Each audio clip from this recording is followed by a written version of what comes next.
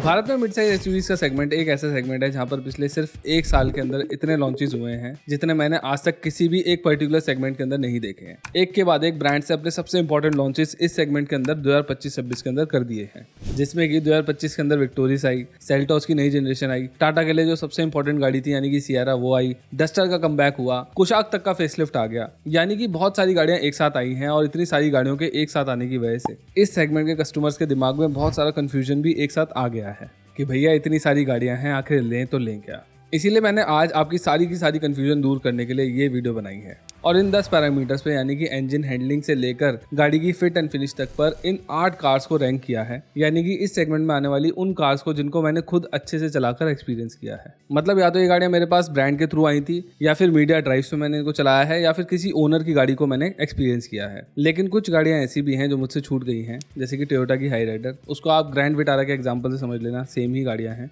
और टाइगून को आप कुशाक के थ्रू समझ लेना। बाकी मैं एमजी और सिट्रोन की इन कार्स को सोर्स नहीं कर पाया हूँ, क्योंकि एक तो ये गाड़ियां बिकती नहीं है, तो किसी ओनर को ढूंढना काफ़ी ज़्यादा मुश्किल हो जाता है, और ब्रांड से मुझे ये गाड़ियां नहीं मिली इवन तो मैंने काफ़ी ज़्यादा ट्राई करा। तो इसीलिए उन्हीं गाड़ियों को मैं रैंक करूंगा जिनको मैं चला चुका हूं, और वैसे भी इन गाड़ियों को लोग ज़्यादा लेते भी नहीं हैं, जिनको लेते हैं मैं उनको ऑलरेडी चला चुका हूं। तो वीडियो को सबसे पहले सबसे इंपॉर्टेंट पैरामीटर के साथ ही शुरू करते हैं, यानी कि इंजन। यहाँ पर मैं थोड़ी अलग तरीके से रैंकिंग करूंगा। वैसे मैं जितने भी पैरामीटर्स हैं उन पर 10 में से स्कोर देने वाला हूँ गाड़ियों को, लेकिन इंजन के मामले में मैं आउट ऑफ 15 स्कोर देने वाला हूँ, क्योंकि ज़्यादातर ब्रांड्स एक गाड़ी के लिए सिर्फ एक इंजन नहीं बनाते। सी सेगमेंट के अंदर CNG, hybrid, diesel, NA petrol और जीडीआई पेट्रोल भी मिलते हैं, यानी कि 5 इंजन आपको मिलते हैं, इसीलिए 5 स्कोर हैं। यानी कि अगर कोई ब्रांड 2 इंजन बना रहा है यानी कि पेट्रोल एंड सीएनजी, तो उसको 5 में से 2 नंबर मिल जाएंगे। और अगर कोई ब्रांड 3 टाइप के इंजन अपनी गाड़ी में दे रहा है, यानी कि naturally aspirated petrol, turbo GDI या फिर डीजल वगैरह, तो उसको 3 नंबर्स मिल जाएंगे। तो ये 5 का स्कोर ये है। बाकी जो 10 का स्कोर है उसमें गाड़ी को उसकी परफॉर्मेंस और उसकी माइलेज के बिहाफ पे नंबर मिलेंगे। परफॉर्मेंस और माइलेज दोनों कंसीडर कराया जाएगा उसमें स्कोर देने में, तो इसीलिए आउट ऑफ 15 स्कोर मिलेगा।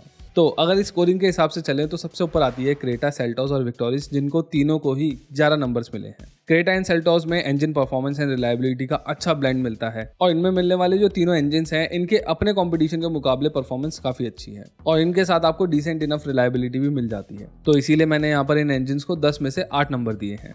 और जिन 3 इंजन ऑप्शंस की मैं बात कर रहा हूँ वो है GDI, naturally aspirated and diesel, तो इसीलिए इसको 3 नंबर वहाँ मिल जाते हैं 5 में से। तो इसीलिए इस गाड़ी का जो टोटल स्कोर है वो 11 निकल के आता है। विक्टोरियस को लेकर मेरा मानना यह है कि इसकी परफॉर्मेंस लथार्जिक है, लेकिन रिलायबिलिटी में मारुति का कोई तोड़ नहीं है। लेकिन इसके सबसे ज़्यादा बिकने वाले इंजन की परफॉर्मेंस कोई खास अच्छी नहीं है, इसीलिए मेरे को यहाँ पर इसको 8 नंबर देने पड़ेंगे। और इसमें सीएनजी, हाइब्रिड और नेचुरली एस्पिरेटेड इंजन मिलता है, तो 3 नंबर वहाँ मिल जाते हैं, तो 11 नंबर इसके ऐसे हो गए। ग्रैंड विटारा को भी परफॉर्मेंस एंड रिलायबिलिटी के हिसाब से मैंने 8 ही नंबर दिए हैं, यानी कि विक्टोरियस जैसे, लेकिन इस गाड़ी के अंदर सिर्फ पेट्रोल एंड सीएनजी इंजन ही मिलता है, तो यहाँ पर इसके 10 नंबर मिलते हैं। एलिवेट में सिर्फ एक ही इंजन आता है, लेकिन ये अकेला ही बहुत ज्यादा स्ट्रॉन्ग है।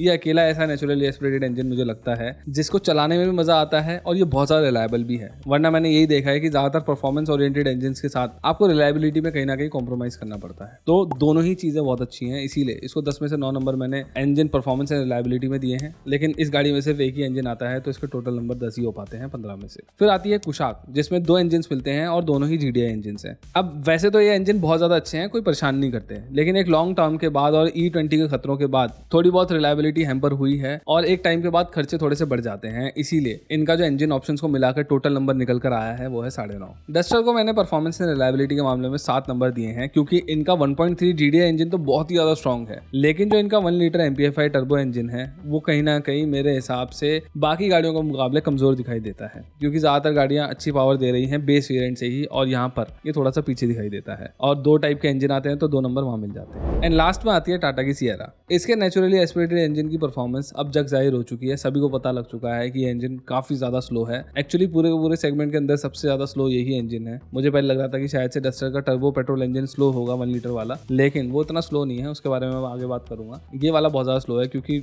ये जो गाड़ी है काफी ज्यादा भारी भी है। फिर अगर मैं इसके जीडीआई इंजन की बात करूं तो लोग ऑलरेडी इसके बारे में शिकायत करने लगे हैं, कई सारी वीडियोस सरफेस हो रही हैं ऑनलाइन। एक्चुअली एनए इंजन के बारे में भी यही बातें बोली जा रही हैं कि इनमें थोड़ी बहुत दिक्कतें आ रही हैं। अगर सच बोलूं तो सियरा के साथ मिलने वाला जो डीजल इंजन है ना, वही परफॉर्मेंस एंड रिलायबिलिटी का एक अच्छा स्कोर लेकर आ सकता है, और इसीलिए इस गाड़ी को इंजन के डिपार्टमेंट में मैंने 6 नंबर दिए हैं, और इस गाड़ी में 3 इंजन आते हैं, तो इसका टोटल स्कोर हो गया है 9। तो ये है कुछ टोटल स्कोर इन सभी गाड़ियों के इंजन के मामले में। मैंने सबसे ज्यादा वेटेज पे इंजन को इसलिए रखा है क्योंकि गाड़ी के जो बाकी एस्पेक्ट्स है ना, उनको आप एक बार को बाद में भी सुधार सकते हो। जैसे आप सीट कवर बढ़िया लगवा सकते हो, स्पीकर्स नए लगवा सकते हो, इंफोटेनमेंट रिप्लेस करवा सकते हो, लेकिन अगर इंजन कमजोर है तो गाड़ी लेने के बाद उसको बदला नहीं जा सकता है बिल्कुल भी, और अनसर्टेनिटी हमेशा ही बनी रहती है गाड़ी को लेकर।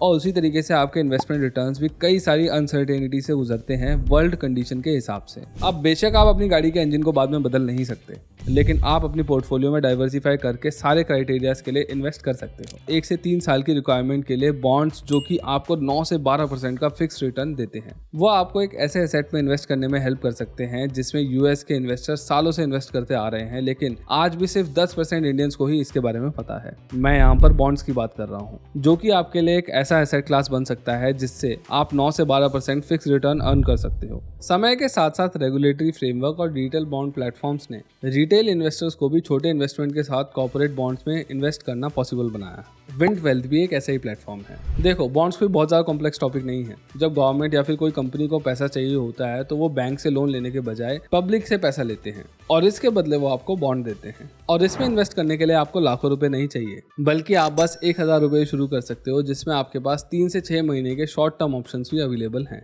डाउनलोड विंडवेल्थ टुडे, लिंक डिस्क्रिप्शन में मिल जाएगा। अब आते हैं राइड क्वालिटी एंड हैंडलिंग वाले पैरामीटर पर। राइड क्वालिटी से मतलब ये है कि आपकी गाड़ी आपको सीधे रोड्स पे और खराब रोड पे कितना ज्यादा कंफर्टेबल फील कराती है। इंडिया में बहुत सारे खराब रोड्स हैं, तो आपके लिए कंफर्ट मैटर करता है। और हैंडलिंग से यहाँ पर मतलब ये है कि हाईवे वाली हाई स्पीड्स पर और कर्वी रोड्स पर आपकी गाड़ी आपको कितना ज्यादा कॉन्फिडेंट फील कराती है जब आप उसको चला रहे होते हो। राइड एंड हैंडलिंग दोनों ही आपस में इंटरलिंक्ड होती हैं और अक्सर इनवर्सली प्रोपोर्शनल होती है। अक्सर ये देखा जाता है जब गाड़ी की हैंडलिंग बहुत अच्छी होती है तो राइड कहीं ना कहीं कॉम्प्रोमाइज होती है, और जब राइड क्वालिटी बहुत अच्छी होती है तो हैंडलिंग कहीं ना कहीं कॉम्प्रोमाइज होती है, क्योंकि सस्पेंशंस को स्टिफ या फिर सॉफ्ट कर इनमें से एक रिक्वायरमेंट को पूरा किया जाता है और दूसरे में कहीं ना कहीं कॉम्प्रोमाइज थोड़े बहुत रह जाते हैं। और इसीलिए मेरा मानना यह है कि जो ब्रांड इन दोनों ही फैक्टर्स के बीच में एक बैलेंस बनाता है, एक बैलेंस सस्पेंशन दे पाता है, उसकी गाड़ी ज्यादातर लोगों के काम की होती है, ज्यादातर लोगों को पसंद आती है। इसीलिए इस राइड एंड हैंडलिंग वाले ग्राफ के थ्रू मैं आपको समझाने की कोशिश करूंगा कि कौन सी ऐसी एसयूवीज हैं जो ज्यादा बैलेंस्ड सस्पेंशन आपको दे रही हैं। राइड एंड हैंडलिंग दोनों ही डिपार्टमेंट में एक गाड़ी एट मोस्ट 10 तक स्कोर कर सकती है, और जो भी इन दोनों का स्कोर आता है उसका एवरेज निकालकर आपको टोटल नंबर मिल जाएंगे। अब इस ग्राफ के अंदर अगर आप देखोगे तो आपको सबसे ज्यादा बैलेंस सस्पेंशन विक्टोरियस के दिखाई देंगे, लेकिन सबसे ज्यादा स्कोर मिले हैं डस्टर को, क्योंकि इवन दो डस्टर की जो राइड क्वालिटी है वो थोड़ी सी स्टिफर साइड पर है, थोड़ी सी। ये ग्रैंड विटारा या फिर विक्टोरियस जितनी सॉफ्ट नहीं है, लेकिन ये अपने आप में ठीक ठाक अच्छी है। लेकिन जहां पर बात आती है हैंडलिंग की, ये मेरे हिसाब से सेकंड बेस्ट कार है इस सेगमेंट के अंदर, और इसीलिए जो इसके स्कोर हैं वो इतने अच्छे निकल कर आते हैं। इसके अलावा सियारा भी एक ऐसी गाड़ी है जो कि कमाल की हैंडलिंग के साथ निकल कर आती है। हाँ, इसकी जो राइड क्वालिटी है वो थोड़ी सी अगेन हल्की सी स्टिफर साइड पर है, लेकिन ये अपने आप में अगेन कंफर्टेबल है, आपको कोई खासी दिक्कत नहीं होगी। एलिवेट की जो राइड क्वालिटी का कंफर्ट है वो काफी अच्छा लगता है, और इसकी जो हैंडलिंग है वो भी काफी ज्यादा शानदार है, लेकिन सियारा और डस्टर से थोड़ी सी पीछे दिखाई देती है। ग्रैंड विटारा कुछ ज्यादा ही सॉफ्ट है और इसके अंदर अच्छा खासा बॉडी रोल देखने को मिलता है, जिस चलते जो हैंडलिंग है वो कहीं ना कहीं सफर करती है, इसीलिए इसको इस तरीके के स्कोर मिलते हैं और इसका ग्राफ कुछ ऐसा दिखाई देता है। सेल्टोस की अगर मैं बात करूं तो इस गाड़ी की जो राइड है वो काफी ज्यादा सॉफ्ट है। हाँ, इसकी वजह से जो हैंडलिंग है, डायनामिक्स है, वो थोड़े सफर करते हैं, लेकिन ग्रैंड विटारा जितने नहीं। तो अगर किसी को सॉफ्ट सस्पेंशन ओरिएंटेड गाड़ी चाहिए तो मेरे हिसाब से उसको ग्रैंड विटारा की जगह सेल्टोस की तरफ जाना चाहिए, क्योंकि जो इसकी हैंडलिंग है वो ग्रैंड विटारा के मुकाबले मच बेटर है। और अगर मैं कुशाक की बात करूं तो ये इकलौती ऐसी एसयूवी है जो हैंडलिंग के मामले में सेडान्स तक को शर्मसार कर सकती है। गजब की हैंडलिंग है यार इस गाड़ी की। मतलब मैं एक बहुत ही बेकार से रिंग रोड वाले हाईवे पे चला रहा था जो कि जयपुर के अंदर था। रोड बहुत ही ज्यादा एंडुलेटेड था, कोई और एसयूवी होती तो मैं उसको ज्यादा नहीं चला पाता, इवन तो वहां पर 120 की स्पीड मेंशन थी, लेकिन वो रोड 80 पे चलाने लायक भी नहीं था। लेकिन ये गाड़ी आराम से 110-120 कर रही थी बिना किसी स्ट्रेस के। झटके लग रहे थे लेकिन कॉन्फिडेंस कहीं पे भी लूज नहीं हो रहा था। लेकिन इस अच्छी हैंडलिंग की फ्लिप साइड यही है कि आपको हर एक खड्डा महसूस होता है और कंफर्ट कहीं ना कहीं आपका हैम्पर होता है, इसीलिए इसका जो ग्राफ है वो इतना राइट साइड में खिंचा हुआ सा दिखाई देता है। मैं अगर अपनी पर्सनल फेवरेट्स बताऊं तो मुझे हाईवे पर सबसे ज्यादा कुशाक पसंद आई है, उससे ज्यादा अच्छी नहीं लगी हुई गाड़ी। बैलेंस राइड के लिए मुझे डस्टर और सियारा बहुत ज्यादा पसंद है, और सॉफ्ट राइड के लिए मुझे सेल्टोस, ग्रैंड विटारा और विक्टोरियस काफी पसंद आई है, और क्रेटा भी अच्छी है। तो इस तरीके से कुछ इनके स्कोर्स निकल के आए हैं। सस्पेंशन के मामले में मेरे हिसाब से कुछ खराब और सही नहीं होता है, लेकिन फिर भी ज्यादातर लोगों को बैलेंस सस्पेंशन पसंद आते हैं, इसीलिए मैंने बैलेंस सस्पेंशन के हिसाब से ये रैंकिंग कर दी है। अब एनवीएच पर आते हैं। एनवेज के मामले में ना मुझे कुशाक से बेटर कोई गाड़ी नहीं लगती है इस सेगमेंट के अंदर। जर्मन गाड़ियों के साथ आप चाहे लग्जरी में ले लो, चाहे फिर मास मार्केट गाड़ियों के अंदर ले लो, इनके एनवेज काफ़ी अच्छे होते हैं। और सरप्राइजिंगली डस्टर के भी जो एनवीएच हैं वो मुझे काफ़ी पसंद आए थे। क्रेटा सेल्टोस हल्की हैं थोड़ी सी और थोड़ी सी पीछे हैं, लेकिन इनके भी काफ़ी अच्छे हैं। फिर आते हैं सुजुकी बंधु, यानी कि ये 2 गाड़ियाँ, और सियरा, और लास्ट में आती है एलिवेट।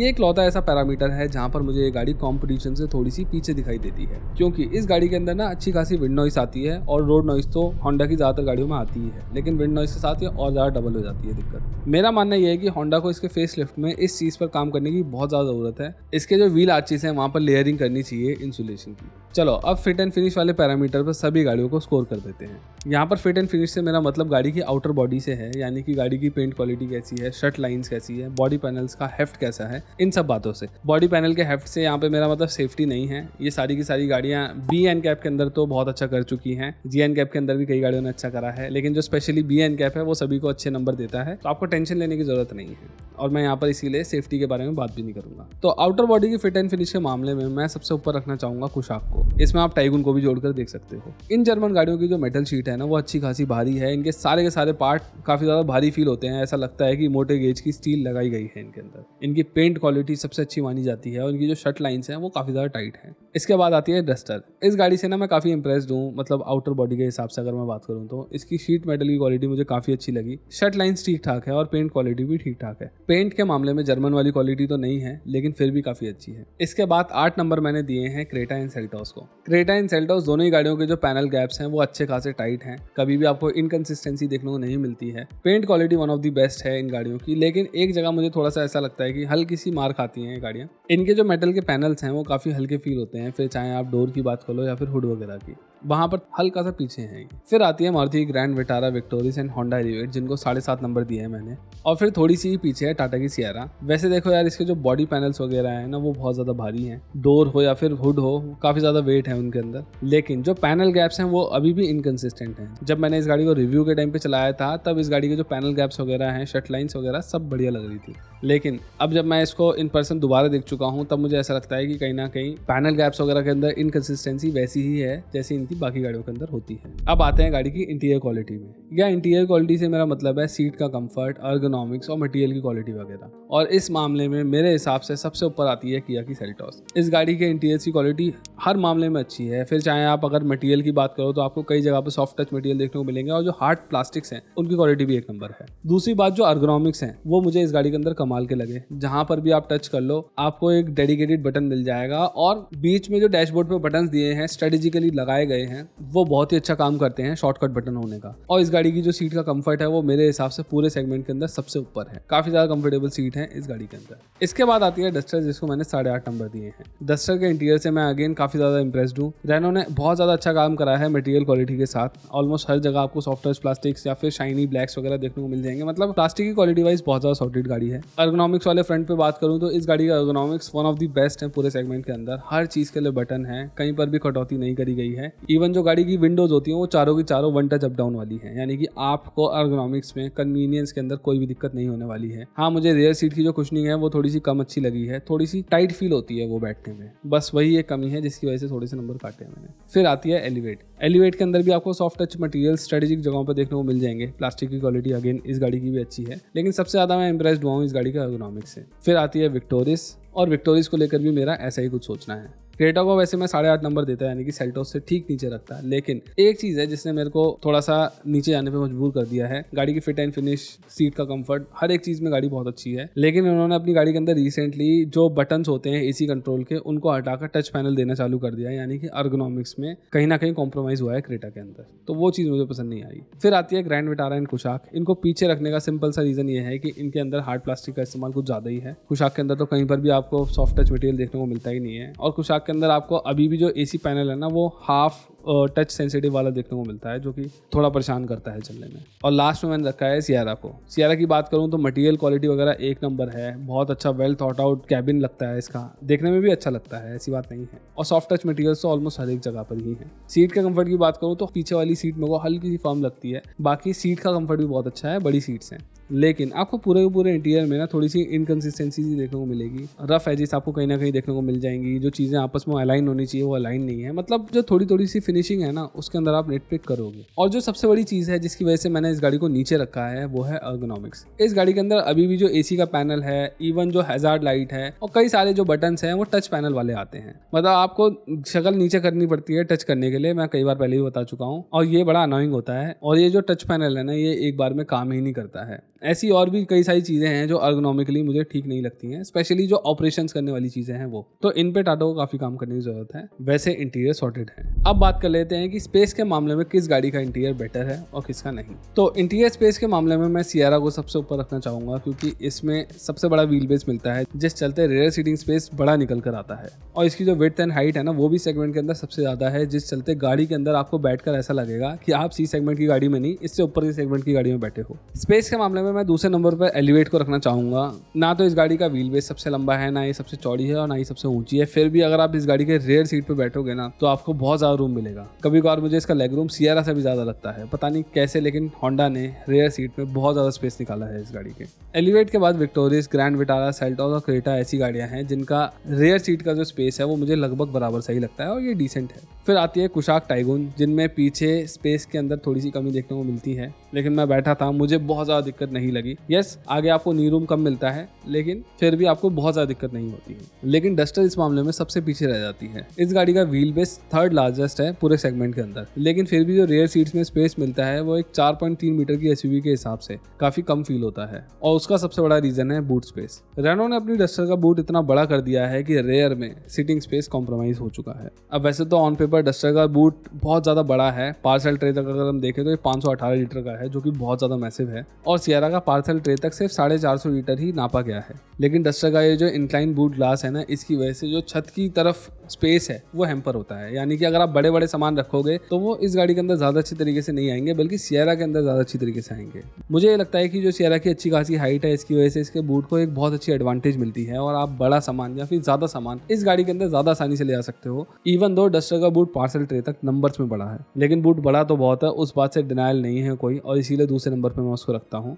प्रैक्टिकल भी है, बस सियरा से थोड़ा सा पीछे। फिर थर्ड नंबर पे आती है एलिवेट। 7.5 नंबर मैंने विक्टोरियस, सेल्टोस और क्रेटा को दिए हैं, लगभग एक जैसे ही नंबर दिए हैं तीनों को, क्योंकि जो इनका बूट स्पेस है वो 430 से 440 के बीच में हवर करता है। और फिर सीधा 6.5 नंबर मैंने दिए हैं कुशाक और ग्रैंड विटारा को, क्योंकि जो इनका बूट है वो 390 लीटर का है। यानी कि बाकी गाड़ियों के जो बूट स्पेस हैं जो इनसे जस्ट ऊपर हैं, उनके मुकाबले इनके जो बूट स्पेस हैं वो 40 से 50 लीटर कम है। अब फीचर एंड टेक्नोलॉजी की बात करूँ तो सबसे पहला नाम लोगों को क्रेटा का ही याद आता है कि भैया इसी में सबसे ज़्यादा फीचर मिलते हैं। लेकिन सेल्टोस क्रेटा से एक ऊपर की जनरेशन की गाड़ी है, अभी क्रेटा की नई जनरेशन आने वाली है। और असली बात यह है कि सेल्टोस इस टाइम क्रेटा से ज़्यादा एडवांस है, तो सेल्टोस को मुझे सबसे ज़्यादा नंबर देने पड़ेंगे। लेकिन सेल्टोस अकेली नहीं है इतने नंबर लेकर आने वाली। डस्टर भी मेरे हिसाब से ठीक ठाक टक्कर देती है सेल्टोस को, क्योंकि इस गाड़ी के अंदर इनबिल्ट गूगल आता है, जिसकी वजह से आपका जो फ़ोन है वो हर वक्त एंड्रॉइड ऑटो या फिर एप्पल कारप्ले पे नहीं चलता रहता है अगर आप कनेक्ट करते हो तो। इस गाड़ी के अंदर one touch up and down वाली विंडोज़ मिलती हैं। एक काफ़ी एडवांस एडास मिलता है जिसके अंदर आप काफ़ी सारी चीज़ें कस्टमाइज़ कर सकते हो अपने हिसाब से। यानी कि ये गाड़ी भी बहुत ज़्यादा फीचर रिच है और जो फीचर्स की क्वालिटी है वो काफ़ी ज़्यादा अच्छी है मेरे हिसाब से।